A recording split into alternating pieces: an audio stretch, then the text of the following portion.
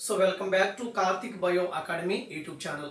ఈ వీడియోలో మనం స్కూల్ అసిస్టెంట్ బయాలజికల్ సైన్స్ వారికి ఏపీ వారికి తెలంగాణ వారికి కూడా ఉపయోగపడుతుంది. ఏపీ వారికి ఇంటర్ ఫస్ట్ ఇయర్ బాటనీ లో కొన్ని క్లాసెస్ అయితే స్టార్ట్ చేశాను. ఈ వీడియో కింద ఆ క్లాసెస్ యొక్క ప్లేలిస్ట్ మీకు ఇస్తాను, దయచేసి మీరు చూడొచ్చు. ఇంకో ముఖ్యమైన అంశం ఏంటంటే యాక్చువల్గా మనకి ఏదైనా వీడియో కింద టెలిగ్రామ్ లింక్ ఇచ్చేటప్పుడు ఆ టెలిగ్రామ్ లింక్ ఓపెన్ అవ్వాలంటే మీ మొబైల్లో కూడా టెలిగ్రామ్ యాప్ అనేది ఉండాలి. గూగుల్ ప్లే స్టోర్ నుంచి టెలిగ్రామ్ అనేటువంటి యాప్ని మీరు దాన్ని ఇన్స్టాల్ చేసుకోండి. ఇన్స్టాల్ చేసుకుంటే నేను ఆ టెలిగ్రామ్ సంబంధించి లింక్ అయితే యూట్యూబ్లో డిస్క్రిప్షన్లో ఇస్తాను, అప్పుడు ఓపెన్ అవుతాయి. ఇప్పుడు మనకి 105 పేజెస్తో ఉన్నటువంటి స్కూల్ అసిస్టెంట్ బయాలజీకి సంబంధించినటువంటి మెథడ్కి సంబంధించినటువంటి నేను పీడిఎఫ్ని టెలిగ్రామ్లో ఉంచాను. ఆ టెలిగ్రామ్ లింకే, ఆ పీడిఎఫ్ పేజ్ లింకే ఇక్కడ యూట్యూబ్లో ఇచ్చాను. మీరు ఏం చేస్తారంటే రీసెంట్గా ఉన్నటువంటి వీడియోస్లో ఆ టెలిగ్రామ్ లింక్ ఎక్కడైతే ఉంటే అది ఓపెన్ చేయండి. దాంట్లో కొన్ని వీడియోస్ అయితే యూట్యూబ్లో ఉన్నాయి. ఏదైనా ఇంపార్టెంట్ పీడిఎఫ్ దాంట్లో సెండ్ చేస్తాను. తర్వాత ఇంకోటి ముఖ్యమైన అంశం ఏంటంటే ఇంటర్మీడియట్కి సంబంధించినటువంటి ఒక్కొక్క చాప్టర్ చెప్పుకుంటూ వస్తున్నాను. దానికి సంబంధించి అన్నీ కూడా పీడిఎఫ్ తీస్తున్నాను. ఆ లింక్లు కూడా, ఆ పీడిఎఫ్ లింక్లు కూడా టెలిగ్రామ్లోనే, అంటే ఆ పీడిఎఫ్ అన్నీ కూడా టెలిగ్రామ్లోనే అప్లోడ్ చేస్తాను. కాబట్టి మీరు ఏం చేస్తారు, టెలిగ్రామ్ యాప్ని మీ మొబైల్లో ఇన్స్టాల్ చేసుకోండి. నేను ఇచ్చేటువంటి లింకు యూట్యూబ్ ఛానల్ కింద ఉంటుంది కదా డిస్క్రిప్షన్లో, అది ఓపెన్ చేస్తే మీకు కావాల్సినటువంటి పీడిఎఫ్ అందుబాటులో ఉంటుంది. సో ఒకటికి చూడండి, ఒకసారి ఓపెన్ కాకపోతే కాసేపు ఆగి చేయండి, ఓపెన్ అవుతుంది. సో ఎనీవే ఏదేమన్నప్పటికీ కూడా మనం ఫస్ట్ ఇయర్ బాటనీ సంబంధించి ఒకవైపున ఎలా చదవాలో పేజ్ నెంబర్తో సహా చెప్తున్నాను. రెండోది ఏంటంటే మనకి ఇప్పటి వరకు యూనిట్ 1, యూనిట్ 2 అలా చేసాము. యూనిట్ 3లో ఉన్నాం, మనం చాప్టర్ 7లో ఉన్నాము. ఆ మొక్కల్లో ప్రత్యుత్పత్తి ఏ విధంగా ఉంటుంది, ఆవర్త బీజాల్లో ప్రత్యుత్పత్తి అనేది ఏ విధంగా ఉంటుందంటే అంశాన్ని మనం చూస్తున్నాము.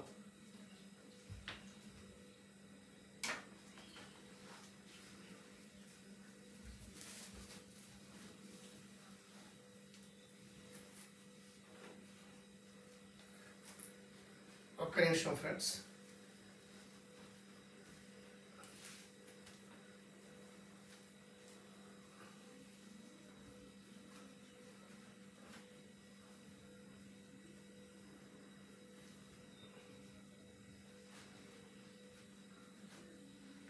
Okay, next one. సో ఈరోజు మనం వీడియోలోకి వెళ్దాము. పుష్పించే మొక్కల్లో లైంగిక ప్రత్యుత్పత్తి. సో మనకి sexual reproduction in flowering plant already మనం గతంలో మాట్లాడాము. ఇప్పుడు మనకి ఫ్లవర్లో మనకి రీప్రొడక్టివ్ ఆర్గాన్ ఏంటంటే ఫ్లవర్. ఆల్రెడీ మనకి ఫ్లవర్ డ్రా చేస్తే ఆల్రెడీ మీకు తెలుసు, ఫ్లవర్ డ్రా చేస్తే మనకి దీంట్లో మేల్ పార్ట్ ఉంటుంది, ఫీమేల్ పార్ట్ ఉంటుంది. So this is female part and male part అది మీకు తెలిసింది. సో మేల్ పార్ట్ని మనం ఆండ్రోషియం అని, ఫీమేల్ పార్ట్ని మనం గైనాన్షియం అని చెప్పడం జరుగుతుంది. మరి ఇక్కడ పుష్పించే మొక్కలలో లైంగిక ప్రత్యుత్పత్తి ఏ విధంగా ఉంటుందంటే మరి ఎక్కడ స్టార్ట్ చేయాలంటే మనం ఫస్ట్ వన్ ఇక్కడ పోలింగ్ రేంజ్ స్టార్ట్ చేయాలి. అంటే పోలింగ్ రేంజ్ నుంచి, అంటే యాంథర్ నుంచి స్టార్ట్ చేయాలి, లేదా ఆండ్రోషియం నుంచి స్టార్ట్ చేయాలి. ఆండ్రోషియం నుంచి మనకి అంటే కేసరావల్లో మనకి పరాగకోశం ఉంటుంది, యాంథర్ ఉంటుంది. యాంథర్లో మనకి మళ్ళీ పోలింగ్ గ్రెయిన్స్ ఉంటాయి. కాబట్టి ఈ వీడియోలో అసలు పోలింగ్ గ్రెయిన్స్ అనేవి ఎలా బయటకు వస్తాయి అని చూస్తే, మరొక వీడియోలో దాని నుంచి ఓవిల్స్ ఎలా బయటకు వస్తాయని చూస్తే, తర్వాత మూడో వీడియోలో వచ్చేసి మనకి ఫెర్టిలైజేషను, పరాగ సంపర్కము, ఫలదీకరణ అనే విషయాలన్నీ చూడొచ్చు. కాబట్టి వీడియోని ఎక్కడ స్కిప్ చేయకండి, అర్థం కాదు. ఫ్రీ వీడియోస్ కాబట్టి ఒక అరగంట పేషెన్స్తో వినండి, దాన్ని ట్రై చేయండి. ఇప్పుడు ఫస్ట్ వన్ నేను ఎక్కడికి వస్తున్నానంటే ఈరోజు మేల్ పార్ట్ పరంగా చూద్దాము. మరి పుష్పించే మొక్కలో లైంగిక ప్రత్యుత్పత్తిని చూస్తే దీంట్లో first one, so this is the filament and anther. So this is male part in flowering plant. అంటే ఒక ఫ్లవర్లో ఉన్నటువంటి మేల్ పార్ట్ ఏదంటే మనకి దీన్ని మనం ఏమంటామంటే దీంట్లో స్టేమెన్ అని చెప్పడం జరుగుతుంది. ఈ స్టేమెన్లో మనకి ఫిలమెంట్ ఉంటుంది, పరాగకోశం ఉంటుంది. దీన్ని కేసర దండం అని చెప్తాము, దీన్ని పరాగకోశం అని చెప్తాము. సో జనరల్గా పరాగకోశంలో పోలింగ్ గ్రెయిన్స్ ఉంటాయి. లేదా సూక్ష్మ సిద్ధ బీజాలు ఉంటాయి లేదా పరాగ రేణువులు ఉంటాయి, గుర్తుపెట్టుకోండి. సే ఫర్ ఎగ్జాంపుల్ ఇది మేల్ పార్ట్ కాబట్టి so this is totally called stamen. దీన్ని మనం స్టేమెన్ అంటాము. మరి ఈ స్టేమెన్ లో మనకి filament and anther is there. So anther ఏమంటాము, పరాగ కోశం అని చెప్తాము. రెండోది వచ్చేసి మనకి ఫిలమెంట్ అవుతుంది. అయితే ఇక్కడ చూడండి, ఈ ఫిలమెంట్ తర్వాత మనకి పరాగ కోశం ఉంటుంది కాబట్టి దిస్ ఇస్ కాల్డ్ యాంథర్ అని చెప్తాము.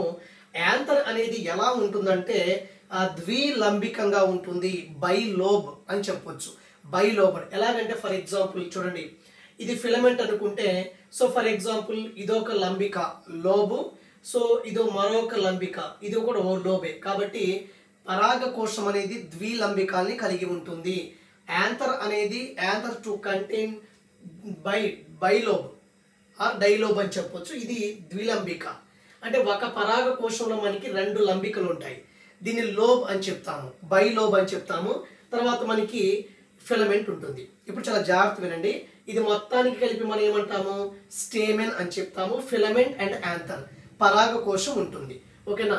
మరి ఈ పరాగ కోశం అనేది ఎలాంటిదంటే మనకి ద్విలంబికంగా ఉంటుంది.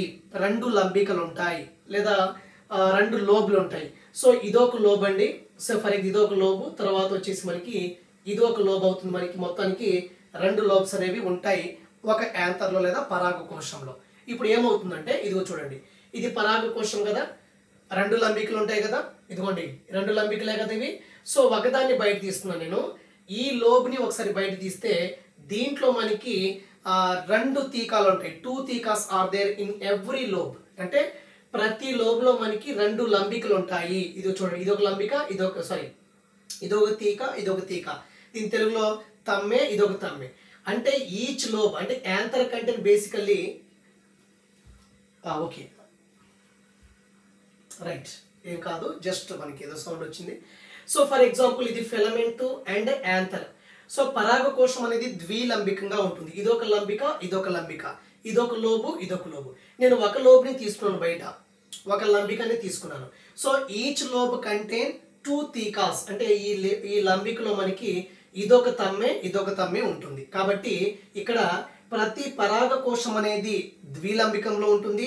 ప్రతి లంబికలో రెండు తమ్మెలు ఉంటాయి. కాబట్టి ఎవ్రీ యాంథర్ ఈజ్ ఏ బైలోబడ్.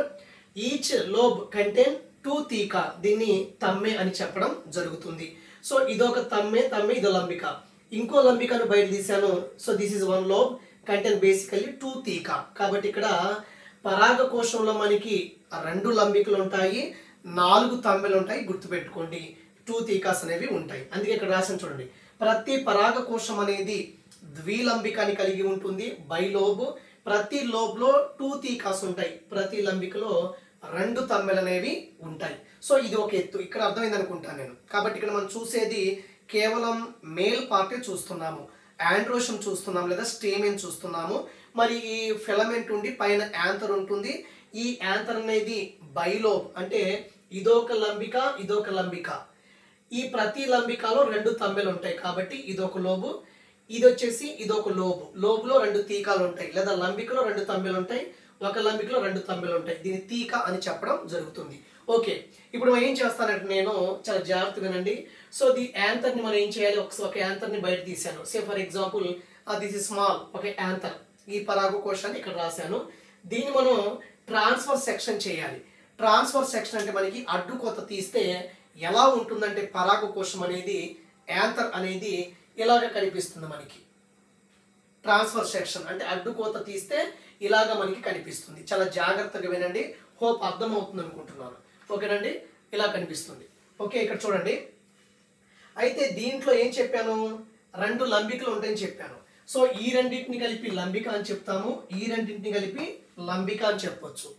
మరి ఈ లంబికలో ఒకసారి చూడండి, every lobe content basically this is 1 తీకా, ఇదొక తీకా, ఇదొక తీకా అవుతుంది, ఇదొక తమ్మె, ఇదొక తమ్మె, ఇదొక తమ్మె. అంటే పరాగ కోశం అడ్డుకోతలో చూస్తే మనకి మొత్తానికి 4 తమ్మెలు ఉంటాయి, 2 లంబికలు ఉంటాయి. ఇది ఇంపార్టెంట్. సో తర్వాత చూస్తే మనం చూడండి ఒకసారి, ఏదో ఒక దాన్ని తీసుకుంటున్నాను నేను ఇక్కడ. సో ఫర్ ఎగ్జాంపుల్ ఇక్కడ 4, మొత్తానికి మనకి ఈ 2 లంబికల్లో 4 తమ్మెలు ఉన్నాయి. సో ప్రతి తమ్మెలో మనకి ఏముంటుందంటే మనకి సూక్ష్మ సిద్ధ బీజాశయం ఉంటుంది. చాలా జాగ్రత్తగా గమనించండి. ప్రతి లంబికలో మనకి సూక్ష్మ సిద్ధ బీజాశయం అనేది ఉంటుందన్నమాట. ఒకసారి చెప్తాను చూడండి. ఇదిగోండి ఫస్ట్ వన్, ఈ 4 ఇట్లు చేశాను కదా. So for example this is ఈ లోబ్ ఒకటి, ఇది ఒక లోబు, లోబ్లో 2 తమ్మెలు. ఇది పరాకోశం యొక్క అడ్డుకోత తీస్తే ఎలా ఉంటుంది, ట్రాన్స్ఫర్ సెక్షన్ ఆఫ్ యాంథర్ అని చెప్పొచ్చు. ఓకేనా. అయితే ఇక్కడ ఫస్ట్ వన్ ఏముంటుందంటే ఈ రౌండెడ్ షేప్ స్ట్రక్చర్ని ఏమంటామంటే యాక్చువల్గా మనకి మైక్రోస్పోరాంజియం అని చెప్పొచ్చు. మైక్రోస్పోరాంజియం. సో మైక్రోస్పోరాంజియం తర్వాత మనకి పోలెన్ శాక్ ఫామ్ అవుతుంది. అంటే దీని సూక్ష్మ సిద్ధ బీజాశయాలు. ఇదొక సూక్ష్మ సిద్ధ బీజాశయం. ఇలాగ చాలా ఉంటాయి. ఇక్కడ నాలుగు సూక్ష్మ సిద్ధ బీజాశయాలు ఉంటాయి. చాలా జాగ్రత్తగా గమనించండి. So this is microsporangium. So microsporangium తర్వాత మనకి పోలెన్ శాఖగా డెవలప్మెంట్ అవుతుంది. పోలెన్ శాఖగా తర్వాత డెవలప్మెంట్ అవుతుంది. దీన్ని మనం తెలుగులో సూక్ష్మ సిద్ధ బీజాశయం, మైక్రోస్పోరాంజియంకి మరొక పేరు సూక్ష్మ సిద్ధ బీజాశయము. సో పరాగకోశంలో సూక్ష్మ సిద్ధ బీజాశయాలు ఉంటాయి. Number 1 point. ఈ సూక్ష్మ సిద్ధ బీజాశయంలో మనకి కొన్ని సెల్స్ ఉంటాయి, కొన్ని కణాలు ఉంటాయి. అంటే కణాలు గ్రూప్ ఆఫ్ సెల్ ఏమంటాము, టిష్యూ అంటాం. కాబట్టి ఈ సూక్ష్మ సిద్ధ బీజాశయంలో లేదా ఈ మైక్రోస్పోరాంజియంలో మనకి ఏముంటుందంటే మనకి స్పోరోజినస్ టిష్యూ ఉంటుంది. సిద్ధ బీజ జనక మాతృ కణాలు ఉంటాయి. ఇదిగోండి సిద్ధ బీజ జనక కణజాలం ఉంటుంది. సిద్ధ బీజ జనక కణజాలం, దాన్ని స్పోరోజినస్ టిష్యూ అని చెప్తాము. సో మనకి పరాగకోశాన్ని అడ్డుకోత తీస్తే 4 తమ్మెలు ఉంటాయి, 2 లంబికలు ఉంటాయి. ఒక్కొక్క టీకాలో తమ్మెలో మనకి సూక్ష్మ సిద్ధ బీజాశయం ఉంటుంది. ఇదిగో ఇది సూక్ష్మ సిద్ధ బీజాశయం. నేను ఒకదాని గురించి మాట్లాడుతున్నా, సూక్ష్మ సిద్ధ బీజాశయం. ఈ సూక్ష్మ సిద్ధ బీజాశయం తర్వాత పరాగకోశ సంచులుగా డెవలప్మెంట్ అవుతుంది, పోలెన్ శాఖగా డెవలప్మెంట్ అవుతుంది. ఈ సూక్ష్మ సిద్ధ బీజాశయంలో ఏముంటుందంటే స్పోరోజినస్ టిష్యూ ఉంటుంది. అంటే సిద్ధ బీజ జనక కణజాలం ఉంటుంది. ఈ స్పోరోజినస్ టిష్యూ లోపల మనకి మదర్ సెల్స్ ఉంటాయి, సూక్ష్మ సిద్ధ బీజ మాతృ కణాలు ఉంటాయి, లేదా మైక్రోస్పోర్ మదర్ సెల్ ఉంటుంది. ఆ మైక్రోస్పోర్ మదర్ సెల్ ఎంఎంసి అంటాము. మైక్రోస్పోర్ మదర్ సెల్ సూక్ష్మ సిద్ధ బీజ మాతృ కణాల లోపల మనకి పోలింగ్ గ్రెయిన్స్ ఉంటాయి. అవి బయటకు రావాలంటే ఇవన్నీ పగలాలి. ఓకేనా. ఇప్పుడు చూడండి. సో ఇక్కడ చెప్తున్నాను. సో మరి ఇది తీసుకుంటున్నాను నేను. మ్యాక్సిమం ఇదే ఇక్కడ ఉంటుంది. సో ఇది వచ్చేసి మనకి మైక్రోస్పోరాంజియము. ఈ మైక్రోస్పోరాంజియం లోపల మనకి స్పోరోజినస్ టిష్యూ ఉంటుంది. అంటే సిద్ధ బీజ జనక కణజాలం ఉంటుంది. ఆ సిద్ధ బీజ తెలుగు కొంచెం సిద్ధ బీజ జనక కణజాలం లోపల మనకి సిద్ధ బీజ మాతృకణాలు ఉంటాయి. దాంట్లో పరాగరేణులు ఉంటాయి, దాంట్లో పోలింగ్ గ్రెయిన్స్ ఉంటాయి. సో ఇది తీసుకున్నాను. ఫర్ ఎగ్జాంపుల్ ఇది మైక్రోస్పోరాంజియము, ఇది సూక్ష్మ సిద్ధ బీజాశయము. ఈ సూక్ష్మ సిద్ధ బీజాశయంలో సింపుల్గా చెప్పాలంటే సూక్ష్మ సిద్ధ బీజ మాతృకణాలు ఉంటాయి, దాంట్లో పరాగరేణులు ఇక్కడ ఉంటాయి. ఈ పరాగరేణుల చుట్టూ మనకి అంటే సూక్ష్మ సిద్ధ బీజాశయము మైక్రోస్పోరాంజియం చుట్టూ మనకి యాక్చువల్గా 4 లేయర్స్ ఉంటాయి. సో దాన్ని ఆవరించి ఉన్నటువంటి అవుటర్ లేయర్, ఫస్ట్ లేయర్ ఏమంటామంటే so this layer is call టెపెటమ్ అని చెప్తాము. 2 కేంద్రకాలతో మనకి టెపెటమ్ అనేటువంటి లేయర్ ఉంటుంది. దానిపైన ఉండేది మనకి మిడిల్ లేయర్ ఉంటుంది. దానిపైన ఎండోథీషియం, దానిపైన భావ్య చర్మం ఉంటుంది. సో ఇది మనకి ఇది వచ్చేసి మనకి భావ్య చర్మం ఉంటుంది. సో ఇది వచ్చేసి మనకి సూక్ష్మ సిద్ధ బీజాశయము. సూక్ష్మ సిద్ధ బీజాశయము వెలుపల మనకి టెపెటమ్ లేయర్ ఉంటుంది, తర్వాత మధ్య వరుసలు ఉంటాయి, తర్వాత ఎండోథీషియం టిష్యూ ఉంటుంది, తర్వాత మనకి ఏముంటుందంటే మనకి భావ్య చర్మం ఉంటుంది, ఎపిడెర్మిస్ ఉంటుంది. సో ఈ 3 ఏం చేస్తాయంటే లోపల ఉన్నటువంటి పరాగరేణువుని లేదా పరాగరేణు మాతృకణాన్ని లేదా సూక్ష్మ సిద్ధ బీజాశయాన్ని ప్రొటెక్ట్ చేస్తూ ఉంటాయి. ఈ టెపెటమ్ ఏం చేస్తుందంటే లోపల ఉన్నటువంటి పరాగరేణువులకి ఫుడ్ సప్లై చేసేది టెపెటమ్ అన్నమాట. అంటే నా నోట్ నుంచి వచ్చేటువంటి ప్రతి మాట మీరు వినాలి. ఓకే, వింటే అర్థమవుతుంది. ఓకే, ఇప్పుడు ఈ మిడిల్ లేయరు, ఎండోథీషియం, భావ్య చర్మం ఈ 3 ఎప్పుడైతే నీటిని కోల్పోయి పగిలిపోతాయో ఆటోమేటిక్గా ఈ పరాగకోశం కొంచెం పగిలి లోపల ఉన్నటువంటి పరాగరేణులు అనేవి బయటకు వస్తాయి. అప్పుడు టెపెటమ్ కూడా పగులుతుంది. మన కాన్సెప్ట్ ఏంటి, పోలింగ్ గ్రెయిన్స్ అనేవి బయటకు రావాలి, అంతే కదా. దీంట్లో ఉన్నటువంటి పోలింగ్ గ్రెయిన్స్ అనేవి బయట రావాలి. సో పరాగకోశాన్ని ట్రాన్స్ఫర్ సెక్షన్ చేస్తే 4 తమ్మెలు, 2 లంబికలు. సో ప్రతి లంబికలో మనకి సూక్ష్మ సిద్ధ బీజాశయం ఉంటుంది. ఇది మైక్రోస్పోరాంజియం. మైక్రోస్పోరాంజియం తర్వాత ఎలా డెవలప్మెంట్ అవుతుంది, పోలెన్ శాఖగా డెవలప్మెంట్ అవుతుంది. ఈ మైక్రోస్పోరాంజియంలో ఏముంటుంది? స్పోరోజినస్ టిష్యూ ఉంటుంది. దీన్ని మనం సిద్ధ బీజ జనక కణజాలం అని చెప్పడం జరుగుతుంది. ఈ సిద్ధ స్పోరోజినస్ టిష్యూలోనే మనకి మైక్రోస్కోప్ మదర్ సెల్ ఉంటుంది. తర్వాత చెప్తున్నది మైక్రోస్కోప్ మదర్ సెల్ అంటే సూక్ష్మ సిద్ధ బీజ మాతృకణం ఉంటుంది. దాంట్లో సూక్ష్మ సిద్ధ బీజాలు పోలింగ్ గ్రెయిన్స్ అనేవి ఉంటాయి, గమనించండి. సో ఇప్పుడు ఏం చేస్తామంటే ఇంతవరకు అర్థమైంది అనుకుంటాను. ఇప్పుడు మనం ఏం చేద్దామంటే ఒక మైక్రోస్పోరాంజియంని బయట తీస్తున్నాను. ఇదిగో ఇది మైక్రోస్పోరాంజియము, ఓకేనండి. దీన్ని నేను బయట తీస్తున్నాను. ఇదిగో ఇది మైక్రోస్పోరాంజియం అంటే సూక్ష్మ సిద్ధ బీజాశయం అని అర్థం. సూక్ష్మ సిద్ధ బీజాశయం. ఈ సూక్ష్మ సిద్ధ బీజాశయంలో మనకి ఏముంటుంది? ఇక్కడ స్పోరోజినస్ టిష్యూ ఉంటుంది. దాని లోపలే ఉంటాయి మైక్రోస్పోర్ మదర్ సెల్స్ ఉంటాయి. అంటే సూక్ష్మ సిద్ధ బీజాశయ మాతృకణం ఉంటుంది, లేదా పరాగరేణువు మాతృకణం ఉంటుంది అనమాట. ఈ రెండు అంటే ఏదో ఒకటే ఉంటుంది. కాబట్టి మైక్రోస్పోరాంజియంలో మనకి సూక్ష్మ సిద్ధ బీజ మాతృకణాలు ఉంటాయి. దీన్ని సింపుల్గా MMC microspore mother cell or pollen mother cell అని చెప్తాము. మైక్రోస్పోర్. సో ఈ మదర్ సెల్లో ఒకదాన్ని బయట తీస్తున్నాను. ఇది మైక్రోస్పోరాంజియము అంటే సూక్ష్మ సిద్ధ బీజాశయము. సూక్ష్మ సిద్ధ బీజాశయం లోపల సూక్ష్మ సిద్ధ బీజ మాతృకణాలు ఉంటాయి. మైక్రోస్పోర్ మదర్ సెల్స్ ఉంటాయి. ఈ మైక్రోస్పోర్ ఎంఎంసి మైక్రోస్పోర్ మదర్ సెల్లో మనకి ఇది ఒకదాన్ని బయట తీశాను. ఇది మైక్రోస్పోరాంజియం. దీంట్లో సిద్ధ బీజ జనక మాతృకణాలు ఉంటాయి. దీన్ని ఒకసారి బయట తీశాను. ఇది సూక్ష్మ సిద్ధ బీజాశయ మాతృకణము. ఈ మాతృకణంలో క్షయకరణ విభజన జరిగి రిడక్షన్ డివిజన్ చెంది యాక్చువల్గా మైక్రోస్పోర్ మదర్ సెల్స్ అనేవి లేదా పోలింగ్ గ్రెయిన్ మదర్ సెల్స్ అనేవి ద్వయ స్థితిలో ఉంటాయి. దీంట్లో క్షయకరణ విభజన జరిగితే క్రోమోజోమ్స్ అనేవి ఆఫ్ అయిపోవటం వల్ల ఏమవుతుంది? మనకి 4 కణాలు ఫామ్ అవుతాయి.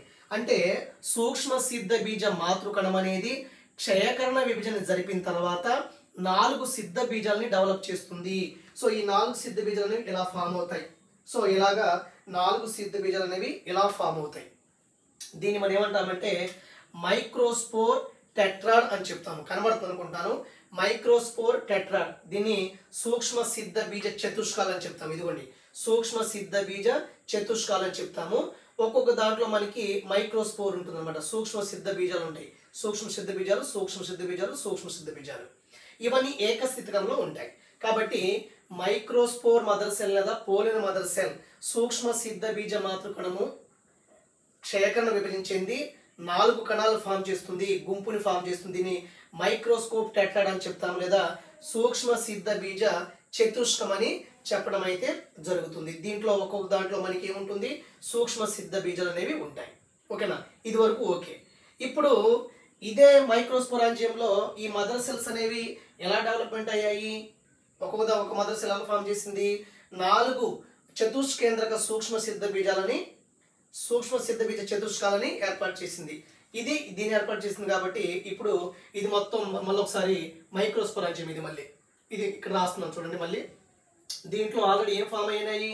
చతుష్కేంద్రక. చూడండి సూక్ష్మ సిద్ధ బీజ చతుష్కాలు వచ్చాయి. సూక్ష్మ సిద్ధ బీజ చతుష్కాలు వచ్చాయి కదా. కాబట్టి ఇది మైక్రోస్పోరాంజియం అవుతుంది, సూక్ష్మ సిద్ధ బీజాశయం అవుతుంది. దీంట్లో 4 అంటే ఒక్కొక్క మదర్ సెల్లో మనకి 4 సూక్ష్మ సిద్ధ బీజ చతుష్కాలు ఏర్పడతాయి.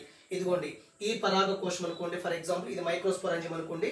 దీంట్లో మనకి ఇప్పుడు 4 సూక్ష్మ సిద్ధ బీజాలు చతుష్కం అనేది ఏర్పడింది. ఇదిగో ఇది ఇది ఇది ఇది దీంట్లో 4, దీంట్లో 4, దీంట్లో 4, దీంట్లో 4. ఓకేనా? కాబట్టి సూక్ష్మ సిద్ధ బీజ మాతృకణం అనేది డైరెక్ట్గా మనకి క్షయకరణ విభజన చెంది మనకి మైక్రోస్కోప్ టెట్రాడ్ ఫామ్ చేస్తుంది, లేదా సూక్ష్మ సిద్ధ బీజ చతుష్కాన్ని ఫామ్ చేస్తుంది. దీంట్లో సూక్ష్మ సిద్ధ బీజం 4 ఉంటాయి కాబట్టి చతుష్కం అని చెప్పాము. సో దీంట్లో మైక్రోస్పోరాంజియం ఎలా ఫామ్ అయింది? ఇగో ఇలా ఫామ్ అయింది అనమాట 4. ఓకే, దీన్ని మనం సూక్ష్మ సిద్ధ బీజ చతుష్కం అంటాము. సో ఇది ఈ యాంత్రాన్ని కొంచెం మెచ్యూర్ అయిన తర్వాత, ఈ పరాగ కోశం అనేది కొంచెం మెచ్యూర్ అయిపోయిన తర్వాత మనకి ఈ ఒకటే తీసుకుంటున్నాను. ఈ 4 సూక్ష్మ సిద్ధ బీజాల చతుష్కం అనేది పరాగ కోశం మెచ్యూర్ అయిన తర్వాత మనకి ఎలా ఫామ్ అవుతుంది? 4 సూక్ష్మ సిద్ధ బీజాలుగా ఫామ్ అవుతుంది. సో 4 సూక్ష్మ సిద్ధ బీజాలని ఒకదాన్ని తీసుకుంటున్నాను. ఇది N స్టేజ్లో ఉంటుంది, ఏకస్థితిగా ఉంటుంది. ఈ 4 సూక్ష్మ సిద్ధ బీజాల్లో ఒక సూక్ష్మ సిద్ధ బీజం అనేది మైటాసిస్ సమవిభజన చెంది మనకి సూక్ష్మ సిద్ధ బీజాన్ని ఏర్పరుస్తుంది. ఈ సూక్ష్మ సిద్ధ బీజంలో ఒక పెద్ద కణము ఒక చిన్న కణం ఉంటుంది. పెద్ద కణాన్ని మనం వెజిటేటివ్ సెల్ అని చెప్తాము, రెండవ కణాన్ని మనం జనరేటివ్ సెల్ అని చెప్పడం జరుగుతుంది. ఒకటేమో శాఖీయ కణము ట్యూబ్ సెల్ అని చెప్తాము, రెండోది జనరేటివ్ సెల్ అని చెప్తాము. సింపుల్ అండ్ ఏం లేదు. ఇక్కడ చూస్తే ఇక్కడ మీకు కనబడుతుంది అనుకుంటున్నాను కదా. సో ఇది పరాగకోశము. ఓకే, ఇది ఆ పరాగకోశము. ఈ పరాగకోశం క్రాస్ సెక్షన్ చేస్తే ఇలా కనిపించింది. దీంట్లో ఏముంటాయి? సూక్ష్మ సిద్ధ బీజాశయాలు ఉంటాయి. సూక్ష్మ సిద్ధ బీజాశయం లోపల సూక్ష్మ సిద్ధ బీజ మాతృకణాలు ఉంటాయి. ఆ మాతృకణాలు అనేవి ఏం చేస్తాయి అంటే క్షేత్రం చెంది మనకి సూక్ష్మ సిద్ధ బీజాలను ఏర్పాటు చేస్తుంది. 4 సూక్ష్మ సిద్ధ బీజాలను ఏర్పరుస్తుంది. కాబట్టి దీన్ని మనం ఏమంటాము? మైక్రోస్కోప్ టెట్రాడ్ అని చెప్తాము. ఈ టెట్రాడ్ లో ప్రతి దాంట్లో మనకి మైక్రోస్పోర్ ఉంటాయి, సూక్ష్మ సిద్ధ బీజాలు ఉంటాయి. అవే పరాగరేణులుగా డెవలప్మెంట్ అవుతాయి. ఆ వాటిని మనం పరాగరేణులు అని చెప్తాం అన్నమాట. కాబట్టి ఈ విధంగా మనకి ఇప్పుడు ఫైనల్ గా ఏమొచ్చిందండి? ఈ సూక్ష్మ సిద్ధ బీజ చతుష్కాల నుంచి మనకి ఒకదాన్ని బయట తీస్తే మనకి ఫర్ ఎగ్జాంపుల్ ఈ చతుష్కాలు సూక్ష్మ సిద్ధ బీజ చతుష్కాలు అనేవి దీంట్లో ఉన్నటువంటి సిద్ధ బీజాలు అనేవి ఇలాగ డెవలప్మెంట్ అవుతాయి. ఒక్కొక్క సిద్ధ బీజం అనేది ఏకస్థితికంలో ఉంటుంది. ఒక సిద్ధ బీజంలో మనకి మైటాసిస్ జరిగి మనకి ఇలాగా ఒక మెచ్యూర్ అంటే ఒక సూక్ష్మ సిద్ధ బీజం లేదా ఒక పరాగరేణుగా ఇలా డెవలప్మెంట్ అవుతుంది. మరి ఈ పరాగరేణువులో లేదా ఈ సూక్ష్మ సిద్ధ బీజంలో 2 కేంద్రకాలు ఉంటాయి. ఒకటి వెజిటేటివ్ సెల్ అని, 2 జనరేటివ్ సెల్ అని చెప్తాము. పెద్ద కణాన్ని వెజిటేటివ్ సెల్, చిన్న కణాన్ని జనరేటివ్ సెల్ అని చెప్తాము. ఓకే, యాక్చువల్గా ఇక్కడ చూడండి, మైక్రోస్కోప్ మదర్ సెల్ అనేది క్షేత్రం విభజించింది 4 కణాలని ఫామ్ చేస్తుంది. ప్రతి కణంలో సూక్ష్మ సిద్ధ బీజాలు ఉంటాయి. ఇదే ఇక్కడ రాశాను నేను పరాగకోశంలో. ఈ పరాగకోశం మెచ్యూర్ అయిపోయిన తర్వాత ఒకటి బయట తీస్తే, ఒకటి సూక్ష్మ సిద్ధ బీజ చతుష్కం బయట తీస్తే అవి మెచ్యూర్ అయిపోయిన తర్వాత 4 సూక్ష్మ సిద్ధ బీజాలు విడిపోతాయి. ఆ సూక్ష్మ సిద్ధ బీజాలే తర్వాత సమవిభజన చెంది పరాగరేణుగా ఫామ్ అవుతుంది. మరి పరాగరేణులో వెజిటేటివ్ సెల్ ఉంటుంది, జనరేటివ్ సెల్ ఉంటుంది. పైన పెద్ద కణాన్ని వెజిటేటివ్ సెల్ అని, తర్వాత చిన్న కణాన్ని జనరేటివ్ సెల్ అని చెప్తాము. సో తర్వాత పరాగరేణులు ఏంటో ఒకసారి దాని గురించి మాట్లాడితే ఫైనల్గా మనకి ఈ వీడియో ద్వారా మనం ఏం తెలుసుకుంటామంటే సూక్ష్మ సిద్ధ బీజ జననము అంటే పరాగరేణులు బయటకు వస్తాయి. తర్వాత ఫీమేల్కి వెళ్తాం, అటు నుంచి ఓవిల్స్ దగ్గరికి వస్తాయి, మళ్ళీ ఫెర్టిలైజేషన్స్, మళ్ళీ జైగోటు, ఎంబ్రియో, సీడ్ డెవలప్మెంట్, ఇవన్నీ విషయాలు తెలుస్తాయి అన్నమాట. కాబట్టి ఏ వీడియో చేసినా లైక్ అంటే చూడండి, చూస్తే మీకు అర్థమవుతుంది. మనకి సూక్ష్మ సిద్ధ బీజాశయం ఇది మైక్రోస్పోరాంజియం. దీనిలో పోలింగ్ గ్రెయిన్స్ ఉంటాయి లేదా సూక్ష్మ సిద్ధ బీజాలు ఉంటాయి. ఈ సూక్ష్మ సిద్ధ బీజాల తర్వాత మనకి పరాగరేణులుగా డెవలప్మెంట్ అవుతుంది. ఈ సూక్ష్మ సిద్ధ బీజాశంలో ఉన్నటువంటి ఈ 4 సూక్ష్మ సిద్ధ బీజాన్ని ఒకటిదాన్ని బయట తీశాను. ఒక సూక్ష్మ సిద్ధ బీజం అనేది ఏకస్థితికంలో ఉంటుంది. ఒకసారి సమవిభజన చెంది మనకి పక్వ స్థితిలో రానటువంటి ఇమ్మెచ్యూర్ పోలింగ్ గ్రెయిన్ ని డెవలప్మెంట్ చేస్తుంది. So each pollen grains contain 2 nucleus or 2 cells. Inside the cell 2 nucleus are present. So upper nucleus is called vegetative or tube cell. Lower cell is called generative cell. So మనకి పరాగరేణులో 2 cells ఉంటాయి. ఒకటి vegetative cell, 2 generative cell. శాఖీయ కణం అనేది పెద్దగా ఉంటుంది, ఉత్పాదక కణం అనేది చిన్నగా ఉంటుంది.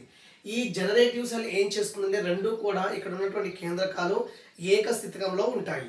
సో ఈ జనరేటివ్ సెల్ ఏం చేస్తుందంటే శాఖీయ కణంలో ఉన్నటువంటి కణద్రవ్యంలో తేలియాడుతూ ఉంటుంది. ఇది పక్వానికి రానటువంటి పరాగరేణువు, ఇది వచ్చేసి మనకి పక్వానికి వచ్చినటువంటి పరాగరేణువు. అయితే ఇక్కడ చూడండి ఒకసారి.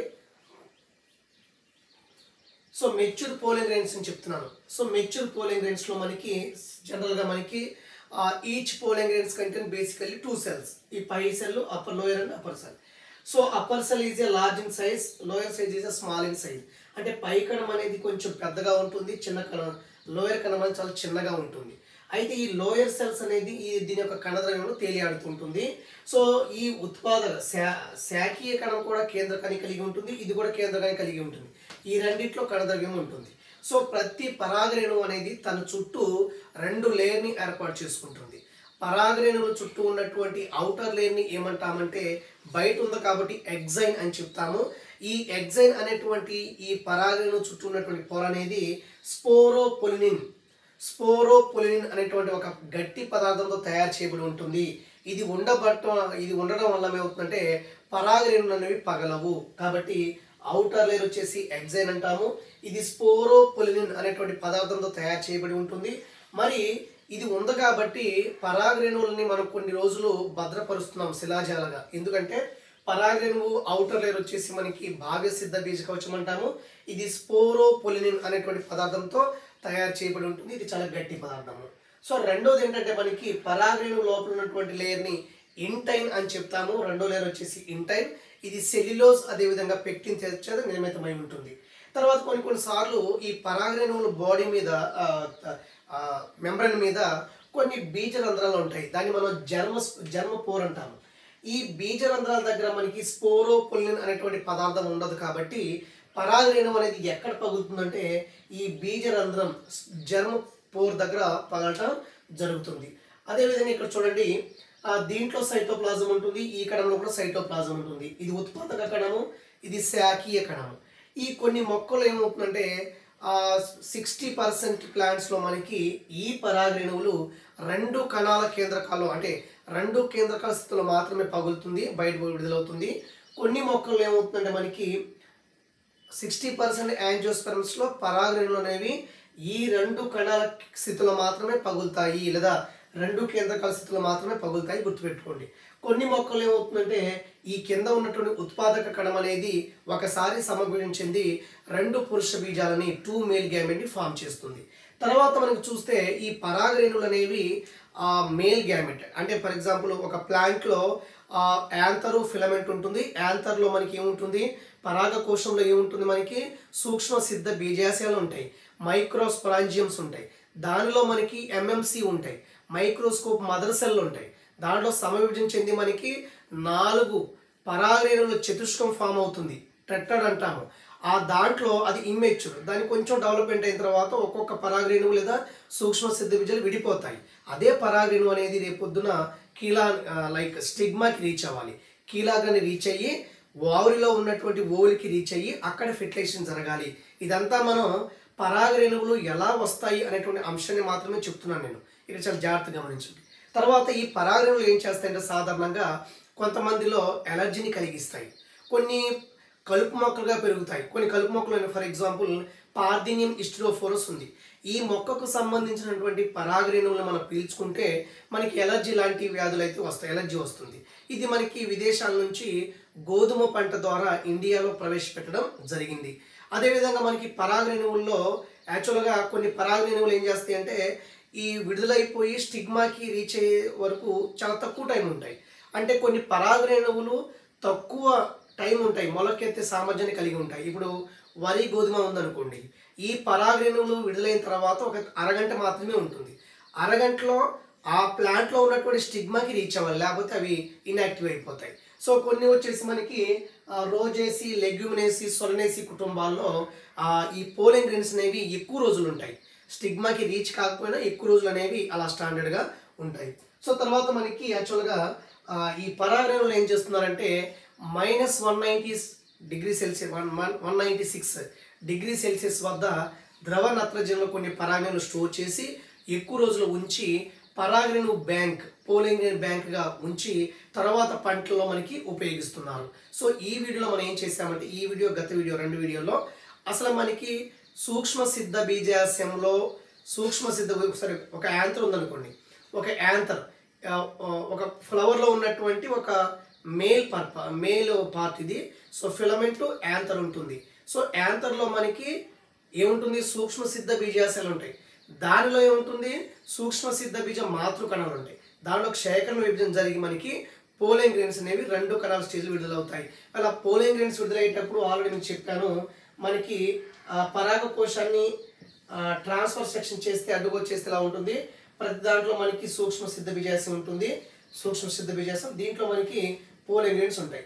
ఇప్పుడు మనకి ఇక్కడ ఉన్నటువంటి టెబెటమ్ ఉంటుంది, మనకి పైన భావ్యచరము, ఎండోథీషియము, మధ్య వరుసలు, టెబెటమ్ వరుస అడుగుతాడు ఎగ్జామ్లో. చూడండి ఇక్కడ మనకి సూక్ష్మ సిద్ధ బీజాశయాన్ని ఆవరించి మనకి టెబెటమ్, దాని తర్వాత మధ్య వరుసలు, ఎండోథీషియము, భావ్యచరమం. అంటే పైనుంచి చూస్తే ఫస్ట్ లేయర్ భావ్యచరమము, ఎండోథీషియము, మధ్య వరుసలు, టెబెటమ్. ఇవి ఆర్డర్ అడగవచ్చు ఎగ్జామ్ పాయింట్ ఆఫ్ వ్యూలో. కాబట్టి ఇవి 4 ఉంటాయి. ఈ మూడు ఏం చేస్తాయంటే పగిలిపోయిన తర్వాత ఈ నీటిని కోల్పోయి కొంచెం పగిలిపోయి అదేవిధంగా టెప్నో కూడా పగిలిపోవటం వల్ల మనకి లోపల ఉన్నటువంటి పరాగరేణులు అనేవి బయటకి విడుదలవుతాయి. ఓకేనా, ఇది మనకి ఇంటర్మీడియట్ ఫస్ట్ ఇయర్లో థర్డ్ చాప్టర్లో థర్డ్ యూనిట్లో 7th చాప్టర్ ఉంది, మొక్కల్లో ప్రత్యుత్పత్తి. అసలు ఆవృత బీజాల్లో అంటే పుష్పించే మొక్కల్లో లైంగిక ప్రత్యుత్పత్తి ఏ విధంగా జరుగుతుంది? ఒక పరాగరేణువులు ఫామ్ అవ్వాలి, ఇటు ఓవిల్స్ ఫామ్ అవ్వాలి, ఈ రెండు కలవాలి తర్వాత. ఓకేనా, కాబట్టి ఆ వీడియో కూడా మనం చేద్దాము. వీడియోస్ అనేవి 1-2 లేట్ అయితే ఏదో ఇంపార్టెంట్ పనిలో ఉన్నానని అర్థం.